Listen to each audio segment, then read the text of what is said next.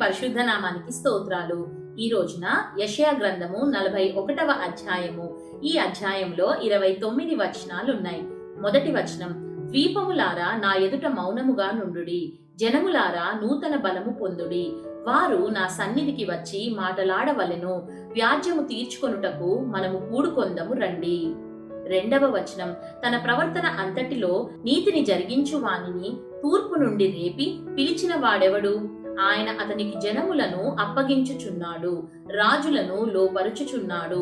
ధూళివలే వారిని అతని ఖడ్గమునకు అప్పగించుచున్నాడు, ఎగిరిపోవు పొట్టు వలె అతని వింటికి వారిని అప్పగించుచున్నాడు. మూడవ వచనం, అతడు వారిని తరుముచున్నాడు, తాను ఇంతకు ముందు వెళ్ళని త్రోవనే సురక్షితముగా దాటిపోవుచున్నాడు.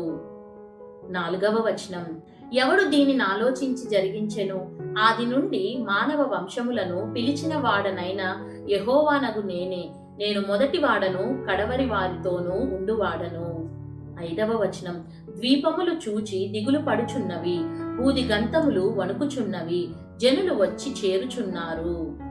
ఆరవ వచనం, వారు ఒకనికొకడు సహాయము చేసి కొందురు, ధైర్యము వహించుమని ఒకనితో ఒకడు చెప్పుకొందురు. ఏడవ వచనం, అతుకుటను గూర్చి అది బాగుగా ఉన్నదని చెప్పి శిల్పి కంసాలిని ప్రోత్సాహపరచును.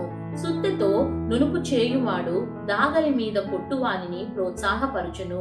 విగ్రహము కదలకుండా పనివాడు మేకులతో దాని బిగించును.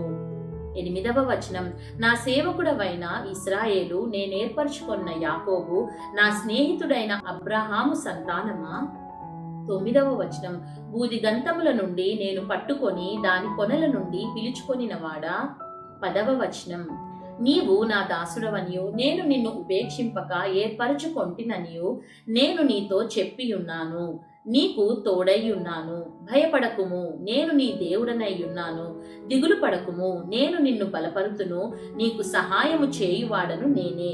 నీతి అను నా దక్షిణ హస్తముతో నిన్ను ఆదుకొందును. 11వ వచనం, నీ మీద కోపపడిన వారందరూ సిగ్గుపడి విస్మయమొందెదరు, నీతో వాదించువారు మాయమై నశించిపోవుదురు. 12వ వచనం, నీతో కలహించు వారిని నీవు వెతుకుదువు గాని వారిని కనుగొనలేకపోవుదువు. నీతో యుద్ధము చేయువారు మాయమై పోవుదురు, అభావులగుదురు.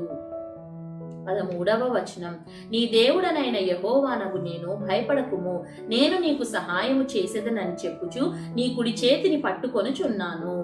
14వ వచనం, పురుగు వంటి యాకోబు, స్వల్ప జనమగు ఇశ్రాయేలు, భయపడకుడి, నేను నీకు సహాయము చేయుచున్నాను అని యెహోవా సెలవిచ్చుచున్నాడు. నీ విమోచకుడు ఇశ్రాయేలు పరిశుద్ధ దేవుడే. 15వ వచనం, కక్కులు పెట్టబడి పదునుగల క్రొత్తదైన నురిపిడి మ్రానుగా నిన్ను నియమించి ఉన్నాను. నీవు పర్వతములను నూర్చుదువు, వాటిని పొడి చేయుదువు, కొండలను పొట్టువలే చేయుదువు. 16వ వచనం, నీవు వాటిని గాలించగా గాలి వాటిని కొనిపోవును, సుడిగాలి వాటిని చెదరగొట్టును. నీవు యెహోవాను బట్టి సంతోషించుదువు, ఇశ్రాయేలు పరిశుద్ధ దేవుని బట్టి అతిశయపడుదువు. 17వ వచనం, దీన దరిద్రులు నీళ్లు వెదుకుచున్నారు, నీళ్లు దొరకక వారి నాలుక దప్పిచేత ఎండిపోవుచున్నది. యెహోవా అను నేను వారికి ఉత్తరమిచ్చెదను, ఇశ్రాయేలు దేవుడనైన నేను వారిని విడనాడను. 18వ వచనం, జనులు చూచి యెహోవా హస్తము ఈ కార్యము చేసెననియో, ఇశ్రాయేలు పరిశుద్ధ దేవుడు దీని కలుగజేసెననియో తెలుసుకొని మనస్కరించి స్పష్టముగా గ్రహించునట్లు. 19వ వచనం, చెట్లు లేని మెట్టల మీద నేను నదులను పారజేసెదను, లోయల మధ్యను ఊటలను ఉబుకజేసెదను. అరణ్యమును నీటి మడుగుగాను, ఎండిన నేలను నీటి బుగ్గలుగాను చేసెదను. 20వ వచనం, నేను అరణ్యంలో దేవదారు వృక్షమును, తుమ్మ చెట్లను, గొంజి చెట్లను, తైల వృక్షమును నాటించెదను. అడవిలో తమాల వృక్షములను, సరళ వృక్షములను, నేరడి వృక్షములను నాటెదను.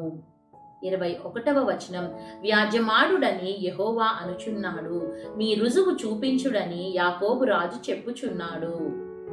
22వ వచనం, జరగబోవు వాటిని విషదపరచి మా ఎదుట తెలియజెప్పుడి, పూర్వమైన వాటిని విషదపరచుడి.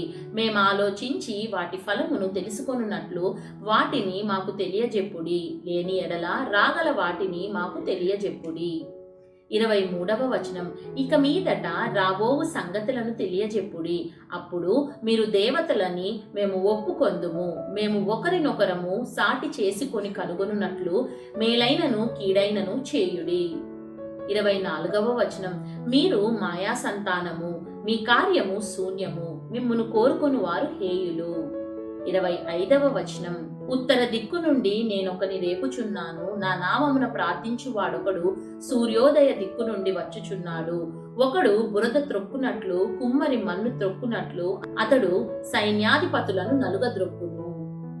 26వ వచనం, మేము ఒప్పుకొనున్నట్లు జరిగిన దానిని ఆది నుండి తెలియజెప్పిన వాడెవడు, ఆ వాదము న్యాయమని మేము అనునట్లు పూర్వకాలమున దానిని తెలియజెప్పిన వాడెవడు, దాని తెలియజెప్పు వాడెవడునూ లేడు, వినిపించు వాడెవడునూ లేడు, మీ మాటలు వినువాడెవడునూ లేడు. 27వ వచనం, ఆలకించుడి, అవియే అని మొదట సియోనుతో చెప్పిన వాడను నేనే, యెరూషలేమునకు వర్తమానము ప్రకటింపునొకని నేనే పంపితిని. 28వ వచనం, నేను చూడగా ఎవడునూ లేకపోయెను, నేను వారిని ప్రశ్న వేయగా ప్రత్యుత్తరమియ్యగల ఆలోచనకర్త ఎవడునూ లేకపోయెను. 29వ వచనం, వారందరూ మాయాస్వరూపులు, వారి క్రియలు మాయా, వారి పోత విగ్రహములు శూన్యములు, అవి వట్టి గాలి అయి ఉన్నవి. దేవుడు చదవబడిన పరిశుద్ధ వాక్యాన్ని మనందరి వినికిల్లో దీవించి మనల్ని ఆశీర్వదించును గాక. ఆమేన్.